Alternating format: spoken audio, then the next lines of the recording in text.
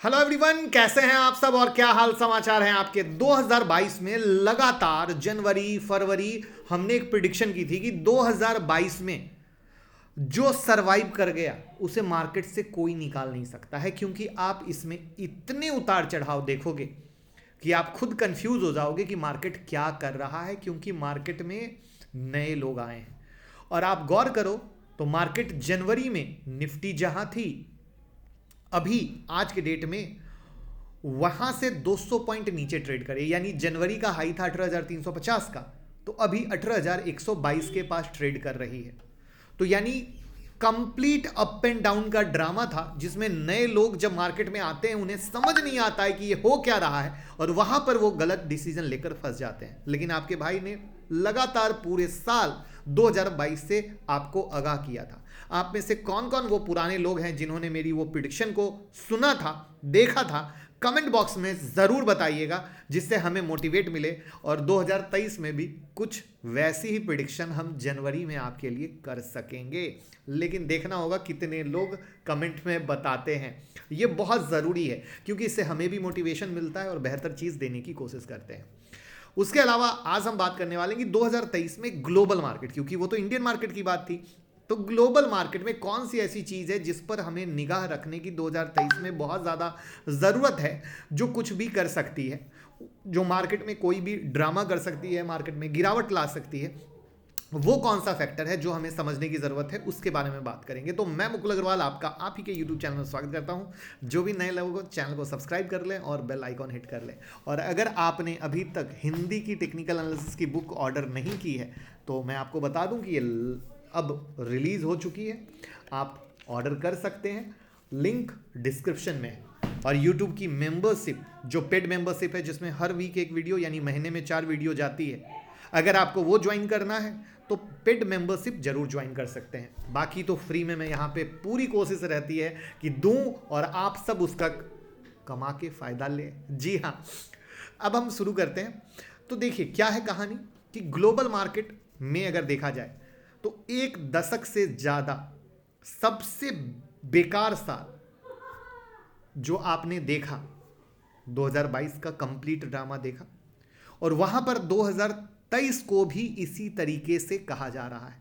लेकिन यहां पर कुछ लोगों का यह भी मानना है कि जो सेंट्रल बैंक ने ब्याज दर में एक्शन लिया है वो 2023 में बेहतर करेगा। यानी अगर देखा जाए तो खेमा 2 भाग में बढ़ चुका है। कोई कह रहा है नहीं भैया 2023 डूबेगा, कोई कह रहा है नहीं 2023 में फेड के इस एक्शन से सुधार आएगा।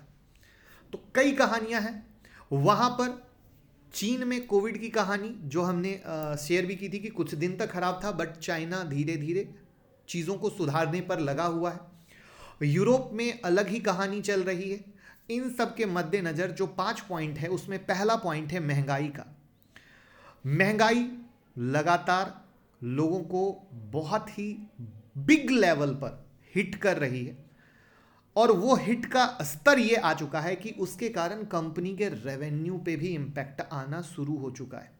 और ये माना जा रहा है कि उसके कारण जो कंपनी के रिजल्ट हैं वो आगे आने वाले 2023 के फर्स्ट क्वार्टर में काफ़ी खराब दिखने वाले हैं।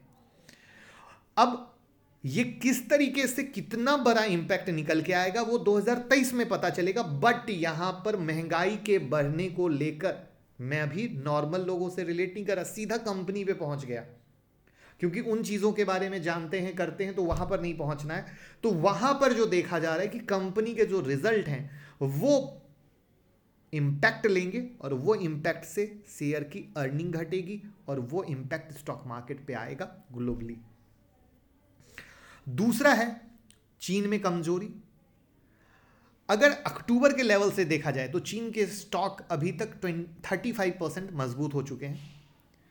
लंबे लॉकडाउन के बाद दुनिया की दूसरी सबसे बड़ी इकोनॉमी में काउंट होती है, मार्केट को सपोर्ट मिला है। भले ही जो कोविड के नए मामले हैं उससे उम्मीदें टूटी है, इकोनॉमिक डिस्टर्ब बहुत ही ज़्यादा आया है। यहां पर यह माना जा रहा है कि चाइनीज न्यू ईयर के 1 या 2 महीने के बाद ये वापस से तेज बढ़ेगा। ध्यान से सुनिएगा, चाइनीज न्यू ईयर के 1 या 2 मंथ के बाद ये वापस से तेज बढ़ेगा। यानी चाइना कितना भी कर ले, खुद को बेहतर करने की कोशिश कर ले, बट जो चाइना का पावर था वो अब धीरे धीरे घटेगा। चाइना की जो इकोनॉमी है वो हिट करेगी और 2023 में आप कुछ बेहतर चाइना की इकोनॉमी से उम्मीद नहीं कर सकते हो। ये सेकंड पॉइंट है। तीसरा है रूस और यूक्रेन का मामला। यदि जंग के हालात बिगड़ते हैं जो इतने लंबे टाइम से चला आ रहा है, और अगर बाय द वे नाटो लड़ाई में सीधे शामिल होता है तो मुश्किलें और बढ़ेंगी। भारत और चीन जैसे रूस के ट्रेडिंग पार्टनर पर भी अगर प्रतिबंध लगता है तो चीजें और बिगड़ेंगी। बट क्या होता है देखने वाली बात होगी, क्योंकि ये मामला जो महंगाई है यहीं से रिलेट करती है, यूरोप पे जो इंपैक्ट है यहीं से रिलेट करता है, ये अभी तक खत्म नहीं हुआ है। यानी दवा दिया जा रहा है बट बीमारी कंप्लीट सुधर नहीं रही है, और वो धीरे धीरे महंगाई के रूप में धीरे धीरे यूरोप पे बैड इंपैक्ट के रूप में आपके सामने लगातार दिख रहा है, जो अभी तक नहीं सुधरा है। और यहां से ये दुनिया के फूड, एनर्जी, फर्टिलाइजर, मेटल और केमिकल मार्केट के लिए झटका होगा। तो जब फूड, एनर्जी, फर्टिलाइजर, मेटल और केमिकल मार्केट में 5 मार्केट बोल रहा हूं तो इसके शेयर पर इंपैक्ट आएगा, और आप इसके शेयर देख लो तो वहां पर आप पाओगे मेटल सेक्टर, केमिकल सेक्टर की क्या हालत है। करेक्ट है। अब यहां पर इमर्जिंग मार्केट में गिरावट देख सकते हैं। कई इन्वेस्टर 2023 में डॉलर की मजबूती में कमी, एनर्जी कॉस्ट में गिरावट की उम्मीद करते हैं, और इन दोनों फैक्टर से इमर्जिंग मार्केट को राहत मिलेगी। अब इमर्जिंग मार्केट में हम इंडिया भी आता है। वहां पर मेरा ये मानना है, मेरा इंडिया के लिए ये मानना है कि मुझे लगता है इंडिया पे इंपैक्ट नहीं आएगा। इंपैक्ट का सेंस क्या है? 2 सेंस होता है।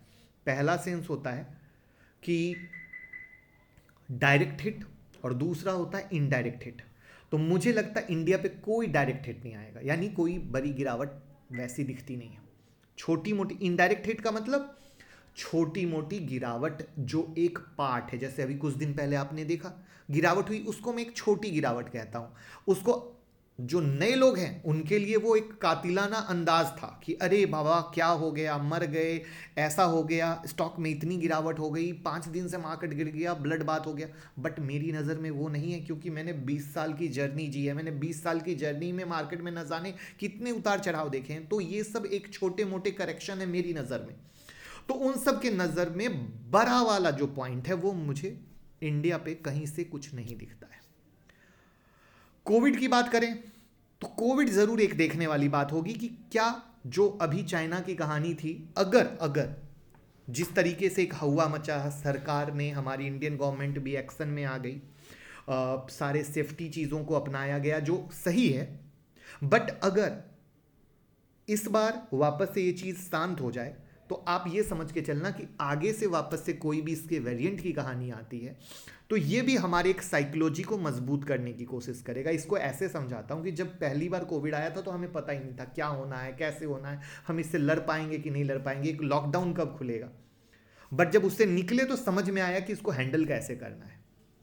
उसके बाद चाइना में कई बार कोविड केस की कहानी आई, बट उससे कभी सरकार पे कोई इंपैक्ट नहीं आया, सरकार कभी हरकत में नहीं आई, क्योंकि वो एक मामूली कहानी के तौर पे थी।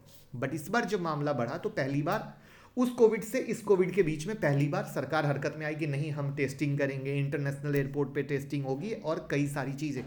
यानी जब हम इस बाधा को भी पार कर जाएंगे तो फिर यहाँ से साइकोलॉजी वापस से और मजबूत होगी।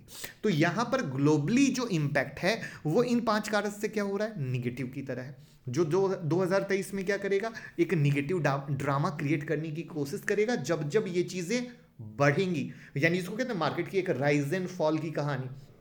तो वहां पर ये चीजें मार्केट में एक राइज एंड फॉल लाने की कोशिश करेगा। चीजें खराब हुई, फॉल, थोड़ी सी सुधरी, राइज, फिर वापस से कोई और कहानी आई बैड वाली तो फॉल। बट हमारे इंडियन मार्केट पे क्या होगा, मैंने क्या बोला, एक होता है डायरेक्ट हिट, एक होता है इनडायरेक्ट हिट। तो मार्केट पे, हमारे इंडियन मार्केट पे क्या होगा, कोई डायरेक्ट हिट नहीं होगा, वहां पे वो जो भी होगा वो एक इनडायरेक्ट हिट की तरह होगा। तो यहां पर जो मुझे पर्सनली लगता है कि 2022 में जितनी भी कहानी बनी जिसके कारण काफी अच्छे शेयर, अभी भले ही मार्केट ऊपर में खड़ा है बट आज भी पाओगे अच्छे शेयर सस्ते भाव में पड़े हैं। कौन से ऐसे शेयर हैं जो आपको लगता है अच्छे शेयर हैं और सस्ते भाव में अंडर वैल्यू हैं, आपकी नज़र के अंडर वैल्यू शेयर? कमेंट में बताइए, मैं देखना चाहूँगा, क्योंकि हम लोग एक वीडियो बना रहे हैं जिसमें हम लोगों ने एक लिस्ट धीरे धीरे तैयार करे अंडर वैल्यू शेयर की, जो हम आपको बता सकें। आपकी नज़र में कौन है, कमेंट बॉक्स में बताएं, देखते हैं आप कितनी रिसर्च करते हैं। तो वहाँ पर मुझे लगता है कि ये जो अंडर वैल्यू वाले शेयर हैं उस पर नज़र रखने की सबसे ज़्यादा ज़रूरत है, जो हमें 2023 में एक अच्छी अपॉर्चुनिटी दे सकता है। इसके बाद हम आते हैं, तो ये थी पूरी कहानी इसकी। अब हम आते हैं कि सर कल के लिए स्टॉक के क्या लेवल है।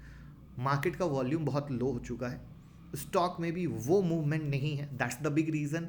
आज बुधवार को भी मैंने कोई लेवल दिया नहीं था और कल भी इसीलिए मैं कोई लेवल दे नहीं रहा हूँ। अगर मुझे कुछ लगेगा तो वो मैं टेलीग्राम पे डाल दूंगा। अगर आप टेलीग्राम से नहीं जुड़े हैं तो लिंक डिस्क्रिप्शन में जुड़ जाइएगा। बट मुझे खुद से कुछ अच्छा लगना, आपको पता है पिछले 5 दिन से जब मुझे अच्छा लगा मैं लगातार दे रहा था, लाइव मार्केट में अपडेट दे रहा था। क्यों? क्योंकि आप पैसा कमा सके, राइट? तो ये मेरी खुद से कमिटमेंट है कि मैं खुद से बेहतर आपको दे सकूँ, ये मेरी खुद से कमिटमेंट है। ज़बरदस्ती का कुछ भी देने का मकसद आता नहीं है, तो वो चीज़ मुझे लगी तो मैं दूंगा। अदरवाइज तब तक एंजॉय कीजिए, मार्केट को एंजॉय करना है, हर वक्त ट्रेड थोड़ी करना है। तो हंसते रहिए, मुस्कुराते रहिए, प्यार देते रहिए, वीडियो को शेयर करते रहिए। Thank you so much. जय हिंद, जय भारत।